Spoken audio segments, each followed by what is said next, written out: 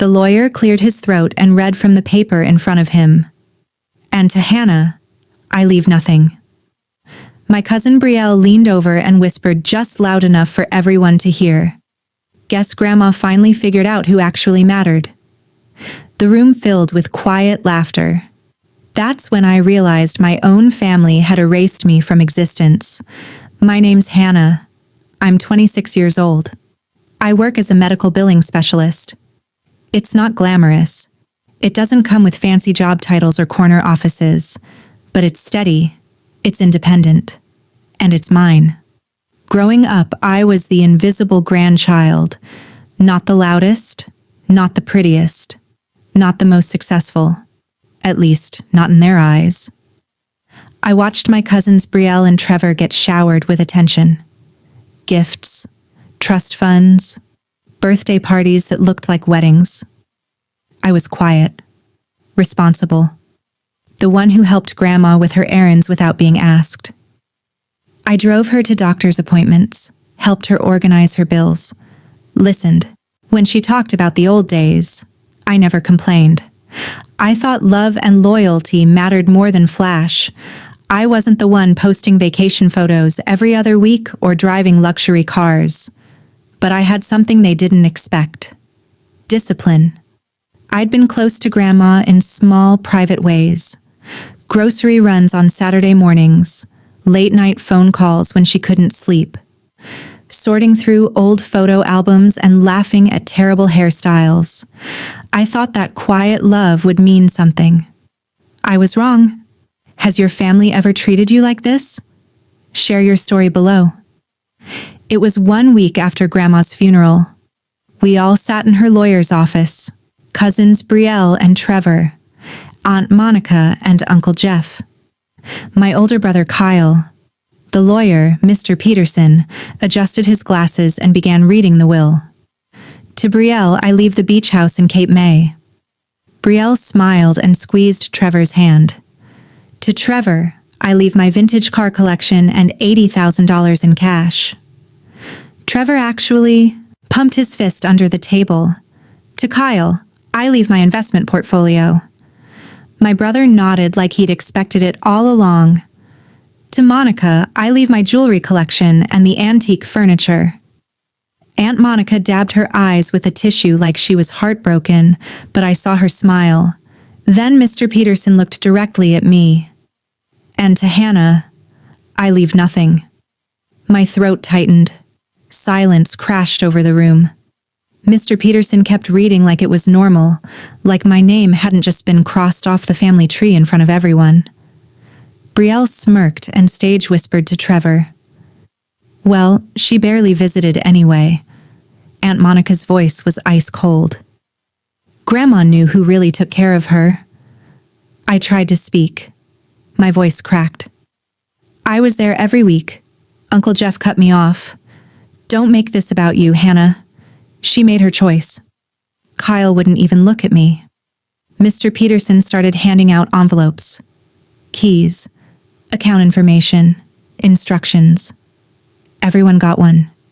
Everyone but me. I sat there empty-handed while they talked about their plans. Trevor laughed and looked right at me. Guess you'll have to keep working that office job, huh? I stood up.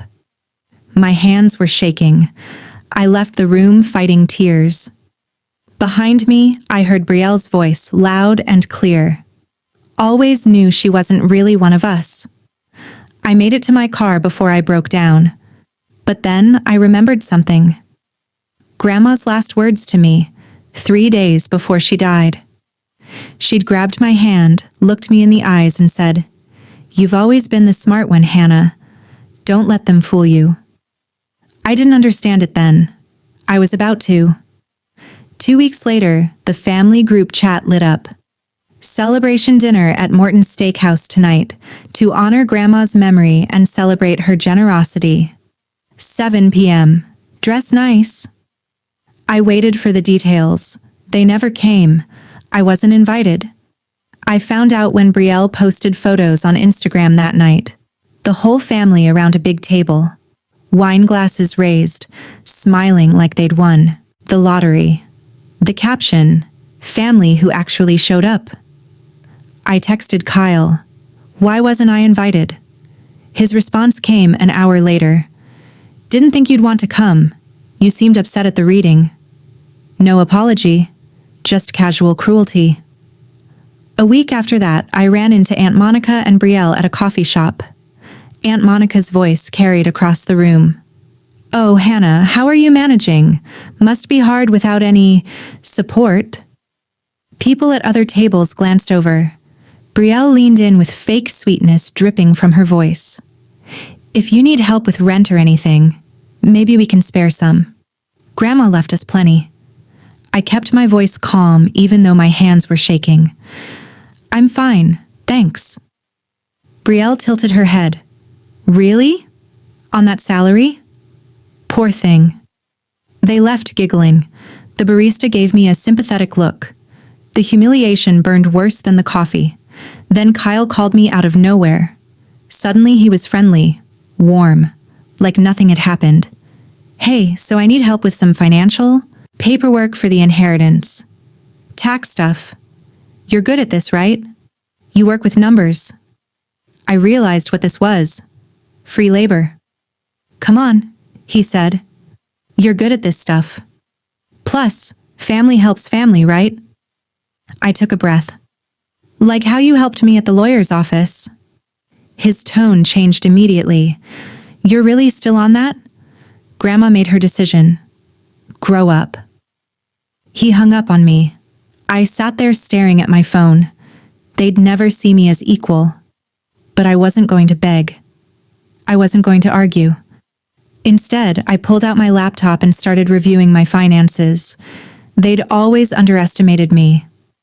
Grandma used to say, quiet doesn't mean weak. She was right. What they didn't know was that I'd been saving aggressively since I was 19. I'd opened a high-yield savings account in college, then an investment portfolio a year later. I worked 2 jobs, lived frugally, skipped the spring break trips and the designer bags. I invested consistently. Every paycheck, no exceptions. Grandma had quietly encouraged me. Don't tell the others, she'd said. They'll just ask you for money. Over 7 years, I'd built up $120,000. No one knew. I drove a modest car, rented a small apartment, never posted about money. To them, I was broke, struggling, invisible. But my bank account wasn't. There was something else too. Years ago, Grandma had given me a sealed letter. She'd made me promise to open it only when the time was right. I'd kept it in a drawer, unopened, too hurt, too confused. But now felt like the right time. I opened the envelope with shaking hands. Inside was a handwritten note and a business card. The card belonged to someone named Mr. Dalton, Grandma's private financial advisor. The note said, Hannah, you were always the one who understood value. I watched you save every penny while the others spent mine. Call Dalton. He knows what to do. I called him the next day. Mr. Dalton's voice was warm, professional. Your grandmother wanted to ensure you had guidance, he said. She was very proud of you. My throat tightened. She'd been tracking your financial growth, he continued. She was impressed. She wanted me to help you strategize, to protect what you've built. For the first time in weeks, I felt seen. Meanwhile, the family group chat was exploding. Brielle posted pictures of designer bags, booked a trip to Paris. Trevor made some amazing investment in his friend's startup. 2 months later, he'd lost $30,000. The tone in the group chat shifted. Does anyone know a good accountant? This tax stuff is so confusing. Why is my portfolio not growing faster? Then Aunt Monica texted me directly. Since you work with numbers, maybe you could help Trevor sort out his mess? He'll pay you a little. A little? I didn't respond. A few days later, I stopped by a family gathering. I don't know why. Maybe I wanted to see it for myself. I overheard Brielle talking to Aunt Monica in the kitchen. Hannah's probably so jealous, she'll never have what we have. That was it. I was done being invisible on my terms. It was time to control the narrative. I invited them all to brunch. My treat. That raised eyebrows. They showed up confused, curious. Since when does Hannah have money for places like this? Trevor muttered. We sat down. I ordered coffee. Then I placed a folder on the table. I wanted to talk about Grandma's will, I said calmly. Brielle rolled her eyes. Oh God, are we seriously doing this again? No, I said. I'm not asking for anything. I'm just curious.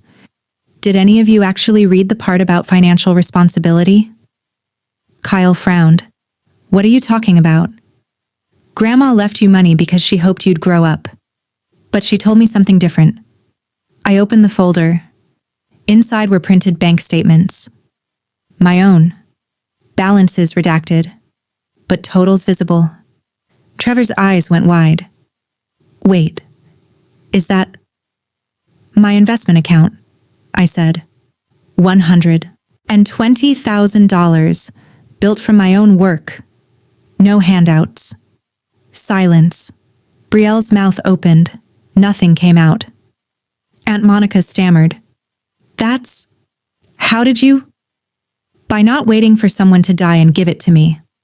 I pulled out Grandma's letter, read the part aloud that said, You were always the one who understood value. She didn't leave me out because I didn't matter, I said.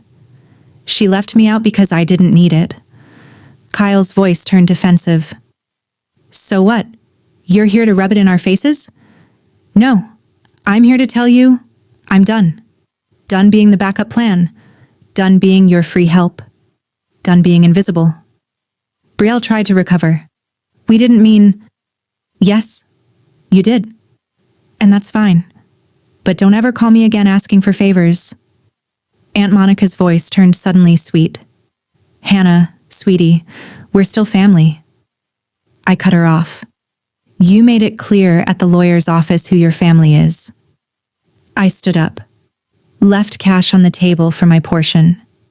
I looked at them one last time. Enjoy your inheritance. I'll enjoy my independence. I walked out. I didn't look back. Weeks later, the texts started. Kyle. Hey, can we talk? Aunt Monica. I think there was a misunderstanding. I didn't respond. Brielle posted a vague Instagram story. Sometimes the people you underestimate surprise you. I rolled my eyes. I used my savings to put a down payment on a condo. Small, but mine.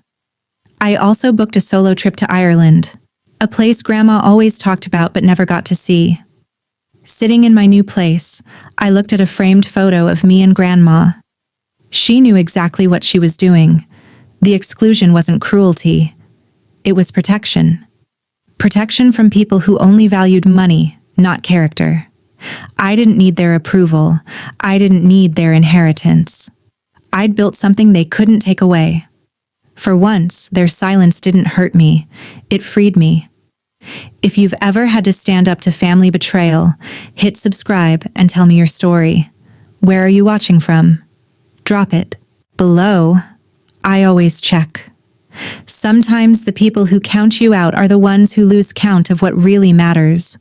Your story deserves to be heard. Share it with us.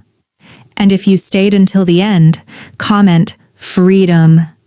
Let's see how many of us made it through.